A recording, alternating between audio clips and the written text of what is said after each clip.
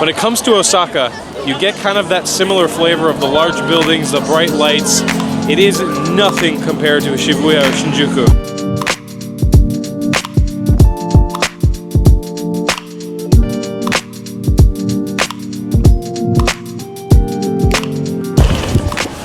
Ladies and gentlemen, welcome back to another awesome vlog here in Osaka in Japan.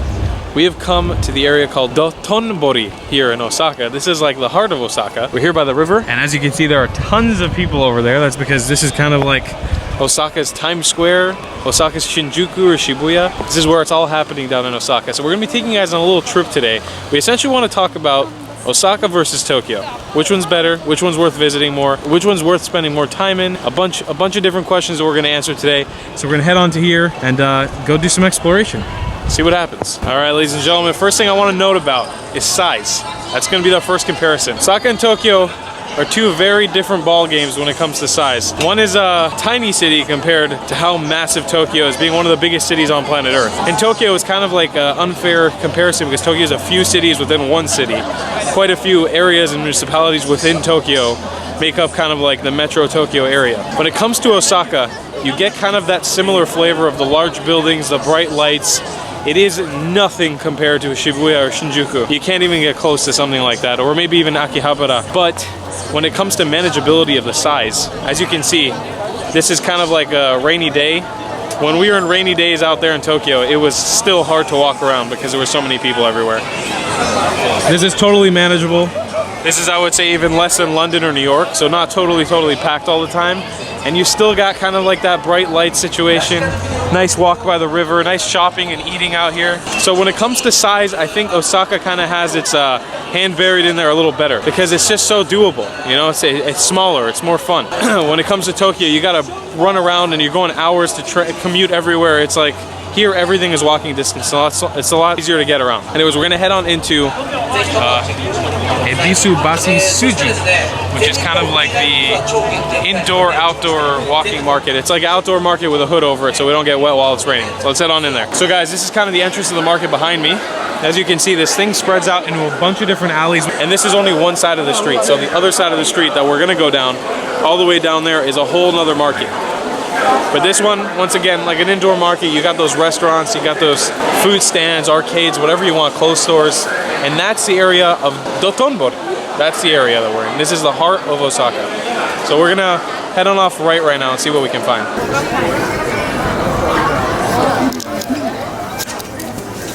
Guys, part of the fun of visiting Japan and being in Japanese cities and stuff is visiting these souvenir shops with all the quirky gifts and toys that there are. And you definitely have no shortage of that in places like this. With all your, look at this, Hello Kitty hairbrush, Kuretame hairbrush. You got as many Minions as you could possibly want. Even Minions chopsticks. Now that's incredible. Guys, check out this pen. We've been all over Japan. I've never seen this one yet. Look at that. It's a little Pikachu pen. That's so cool. I do want to make a quick note. This is a comparison between the cities, but I guess certain aspects of them, it would be fully impossible to do a full comparison of Tokyo and Osaka because they're really just two different ball games. One aspect I would say from affordability, I would say the prices definitely seem to be a little bit cheaper in Osaka on a lot of things when it comes to food or accommodation, just compared to like the metropolis that is Tokyo and the intense amount of tourists that enter and leave Tokyo on a daily basis. But I think the nice thing about this city is that you can get that chilled out vibe if you want it. You can get that relaxed feeling if you want it. You just kind of take an alley or two down this street. Guys, another claw machine heaven. Should I try winning a little sheep? I'm gonna try winning a little sheep. You know what that sheep is from, right? Wallace and Gromit? Yeah, something like that. Maybe it's that's one of those the name. claymation shows. Yeah. Let's see if Tall's got this one. I don't think it's gonna happen. Usually we've noticed the things in Japan, when they have these little beads, it means no-go. Wow, horrible. Well, you just missed it completely. But now, actually, I have flipped it in a situation where I might be able to get it. So we're gonna try again. I got it this time. Lockdown for good, that's mine. Here we go. And there's it. And it's over. And it's over, and that's how you lose $2. But honestly, guys, you could kill hours in these arcades. They're so much fun. And Yeah, the ones on Osaka I'm noticing are not on the level. They're not as big, but still amazing. So I do want to show you guys an awesome game that you can play. This is whether you're in Tokyo or in Osaka. It's a game that's universally played in Japan. It's kind of a drum beat game, like a Dance Dance Revolution of drums. So much fun. This is the machine, guys. This is the love of our life, me and Moshe. We love this machine so much. It's so much fun.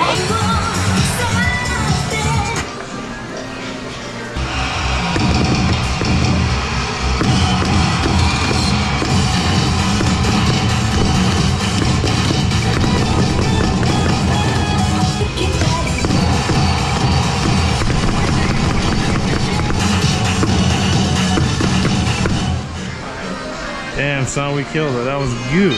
Not bad, guys. 91%. Not bad at all. So honestly, if you guys get a chance when you come to Japan, do not miss out on this game. It's so much fun. All right, we've exited one side of this giant market and just entered another side of this giant market. Look at this. And so this area is now called Namba. Namba is another main station area. You can get off here on the train and walking distance to a bunch of really cool places. Essentially, where we want to go right now, our goal is to kind of get to Osaka's Akihabara. If you don't remember what Akihabara is kind of like the anime, comic, fun town section of Tokyo. And so actually Osaka has their own version of that. Smaller, but still just as cool. So we're gonna head over there and see what we can see. Should be cool. I also promised I'd show you guys what it's like to get money out of a Japanese ATM. Look at this. It looks like it was made out of Nintendo. And this is your options you get to choose. So I'm gonna take 10,000 yen out at 1,000 increments. Confirm. Listen to the music.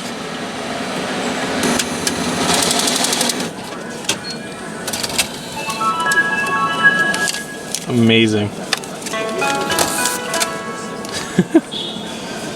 It never gets old. You see, the ATM here, it makes me feel happy that I'm spending my money on stuff that I don't need. This is Osaka's Akihabara from Tokyo. This is what I've been mentioning. This is kind of like the anime district. This is where all the arcades, super cool, like retro game shops are, like the Super Potato that we visited in Nagoya, and a bunch of different things like that. It's a bunch of electronics and anime and cartoons and Pokemon and like whatever you really want. So we're gonna walk around here, explore a little bit. All right, and so this area, this street is called Denden Town. It's kind of like even deeper into it. You got a bunch of toy stores, arcades and stuff like this all over the place. We're gonna take you guys down to a street where the other day we were walking, we saw a bunch of ladies outside dressed up in scantily clad and cosplay looking clothes, kind of luring guys into the stores, but only targeting Japanese guys. So I don't know exactly what the deal was. We'll see if we can get some of that on camera. Is it Maid Cafe? Maid Cafe です。 Maid Cafe. どこですか? あっちの方です。 That way. That way? Yes. Arigato. All right, we found out what it was. They are soliciting people for maid cafes because that's the thing here. It's a cafe where you can essentially have a maid speak up to you like you're a master. It's a cool little power trip thing that you could do for lunch, but they cost the same as like any cafe, so it's really cool. Looks like someone got a client, ladies and gentlemen. Can you give us a little anime something? Like a little like a little Yakata.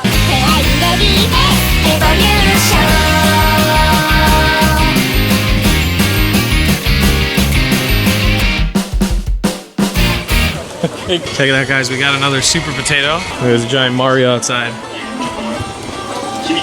So once again, if we're gonna compare this to Tokyo, the Tokyo Super Potato, the one that we went to, was like 3 or 4 floors high. It had a whole retro gaming section in it where you could actually play retro games.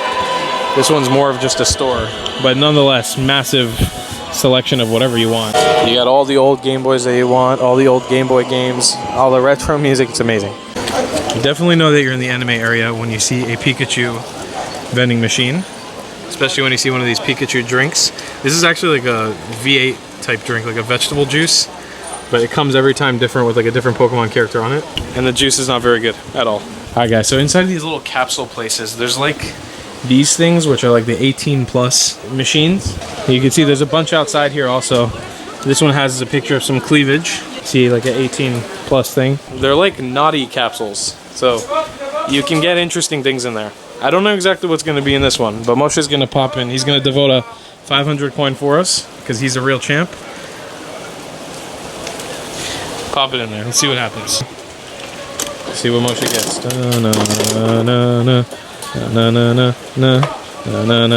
Is it gonna be hard to open? Or maybe not.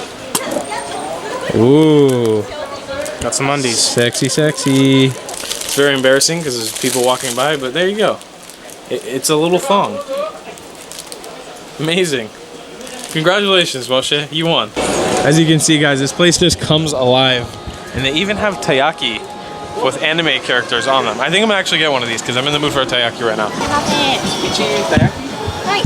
銀玉と初音ミクとありますけど、銀玉で8ピースは80ピース。カード1枚お入れしております。1032円でお預かりいたします。ありがとうございます。A little pricey, guys, for a taiyaki. They give you one of these though. Moshe, that's for you. Moshe's winning all kinds of presents today. But yeah, definitely a little expensive for a taiyaki. Like taiyakis are usually in the 100 to 200 range, yeah. But this is hot right out of the oven, and it's shaped like your favorite anime characters. As you can see, little anime characters. They're super cool. I think it's damn good. And this, guys, is an Animate. That is the mother of all anime stores that exists in Japan. That's like the big mamma jamma. And here's your Bitcoin. Oh, that's what I wanted to show you guys the other day. There's a Bitcoin coin machine where you can get little Bitcoins. It's super cool. So they really got whatever you want here. They got the comics, posters, they got souvenirs, they got things on freaking Blu-ray.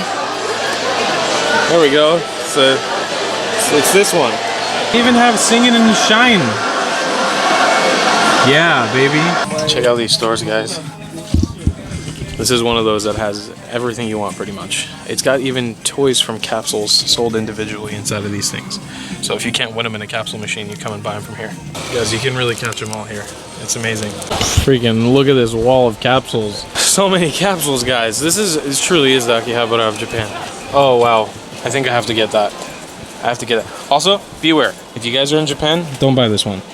I bought this one the other day and it exploded my backpack. It's a bunch of gel. It's the worst thing ever. Guys, quick story with Tal. When I was a kid, I used to have a gecko, a pet leopard gecko. And so they have this character in Japan that's a little gecko. It's like a little gecko, and this one happens to be a little gecko hugging a rock. Now, there's three things on this thing. There's one, this is a normal leopard gecko, normal pattern. This one's called a Max Snow leopard gecko. And this one would be like a tangerine leopard gecko. I've had this one, wanted this one, and really wanted this one. So let's see what we get right now as a fake little toy. It's just a gecko hugging a rock, and it's gonna cost me $3.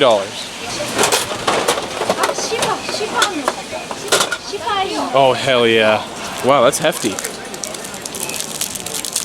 God, I love these so much. For somebody who's into like model characters and stuff like that, I know there's a lot of YouTube channels that are kind of like, that's their niche. These are modeled so well for being such small little things. And it's like you could really feel the texture difference on the part of the rock and everything. All right, ladies and gentlemen, our time has come to end this video here in Osaka. I'm being a little quiet because we're just about to start another vlog, which is hopefully going into a Love Hotel. Whether or not we're going to actually succeed in making it and filming it, I don't know. But we're in the alley of Love Hotels right now here in Osaka.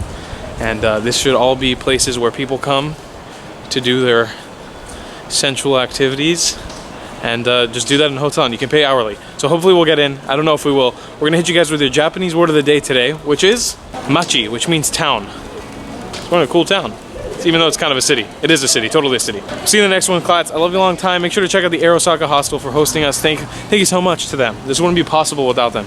So check them down in the description below. Air Osaka Hostel. Check out the travelingclatt.com if you want to get yourself some merch. And without the stains. Without the stains. And subscribe and turn those notifications on so you don't miss any new videos, especially the one where we go and try to infiltrate a Love Hotel with a camera, which I don't think is going to work, but we'll see what happens. All right, I love you a long time, Clatts. We'll see you in the next one. Goodbye.